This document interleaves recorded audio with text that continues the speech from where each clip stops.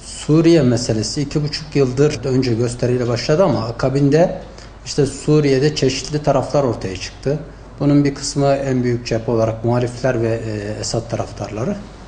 Sonuçta Suriye meselesini çözecek olan Batı değildir.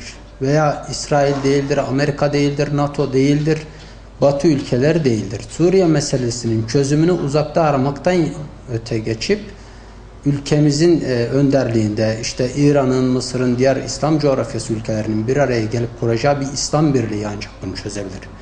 İslam Birliği dışında hiçbir kuvvet orada bir çözüm getiremez. Yani bunu belirtmekte fayda görüyorum. Suriye'deki olaylar da Amerika müdahale etse de bitmez. 2003'te Amerika Irak'a müdahale etti. Bugün 10 yıl zaman geçti üzerinden. Hala bu olaylar devam ediyor. Hala Irak'ın çeşitli yerlerinde bombalar patlıyor. Bugün Irak 3 parçaya bölünmüş durumda. Ve bugün Irak'ta birçok kadının ırzına geçilmiş durumda. Bunların hepsinin de sorumluluğu ne yazık ki bizlerin boynundadır. Yani bu İslam coğrafyasının boynundadır.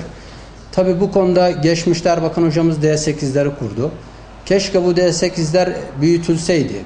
D8'ler bir kenara itildi.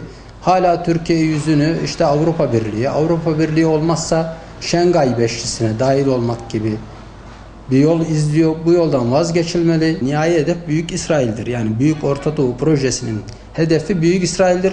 Büyük İsrail'in altyapısı hazırlanmaktadır.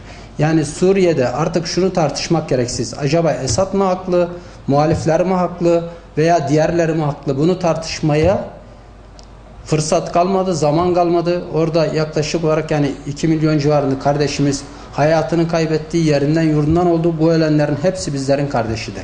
Rusya ve İran'da müdahaleye eğer karşı çıkıyorsa Rusya ve İran'da bir girişim başlasın. Bu konunun çözümünün artık yani Suriye dışında olmadığını görmek lazım.